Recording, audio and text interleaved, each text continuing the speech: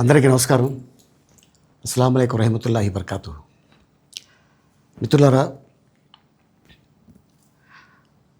1999లో నేను రాజకీయాల్లో అడుగుపెట్టాను. మా పెద్దాయన డాక్టర్ డి రామానాయుడు గారి కోసం.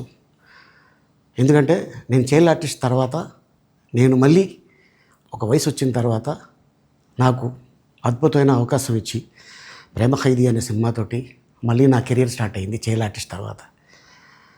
అలాగే వారు బాపట్ల నుంచి ఇలాగ నేను ఎంపీగా నుంచుంటున్నాను రా, నువ్వు రావాలి, నా క్యాన్వాస్ చేయాలి అనగానే తప్పకుండా గురుగారు, ఎందుకంటే మీ సినిమా తర్వాత నేను మళ్ళీ ఒక ఆర్టిస్ట్గా నేను ఎదిగాను, సో డెఫినెట్గా నేను వస్తాను అని చెప్పి వెళ్ళటం జరిగింది.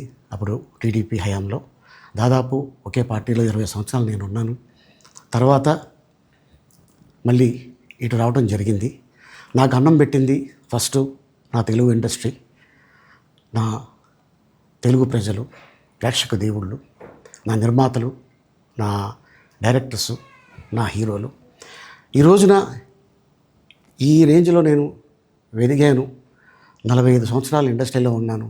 దాదాపు 1200 సినిమాలు పైచిలుకు యాక్ట్ చేయడం జరిగింది. 6 భాషల్లో యాక్ట్ చేయడం జరిగింది. ఓకే, నేను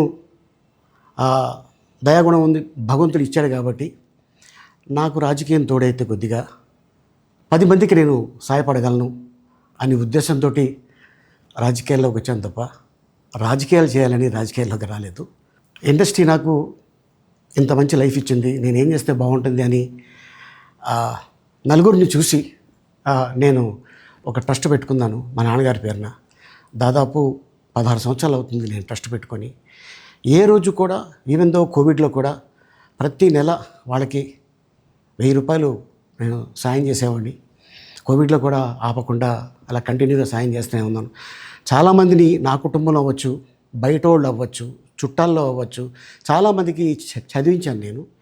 అండ్ అలాగే మా తల్లిదండ్రులు నాకు ఇచ్చిన ఒక గుణం అది అందరితో పంచుకోవాలని చెప్పి ఉద్దేశంతో నేను ట్రస్ట్ కూడా పెట్టుకున్నాను. నా ఇన్కంలో దాదాపు 20% నేను ట్రస్ట్కి ఇవ్వటం జరుగుతుంది. గతంలో కూడా చెప్పా, ఫారిన్ కంట్రీస్లో ఏదైనా ఈవెంట్స్ చేస్తే దాంట్లో నుంచి 60% ట్రస్ట్కి వెళ్ళి 40% నేను తీసుకునేవాడిని. సో ఇట్లాగా చాలా సేవలు చేసి ఉన్నాను కాబట్టి ఈ మాట కూడా నేను మీకు చెప్పుకుంటున్నాను.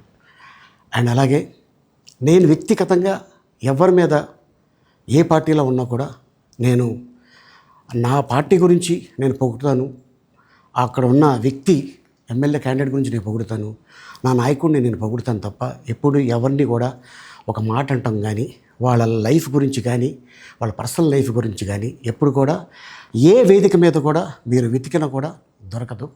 అండ్ అలాగే సో నేను ఈ రోజున మీ ముందుకి రావడానికి కారణం ఏంటంటే, నేను ఏ పార్టీ మనిషిని కాదు, ఏ పార్టీ సపోర్టర్ని కాదు, ఐఎమ్ జస్ట్ కామన్ మ్యాన్గానే ఉండి ఇక నా సినిమాలు, నా షూటింగ్లు నేను చేసుకుందామని చెప్పేసి అనుకుంటున్నాను.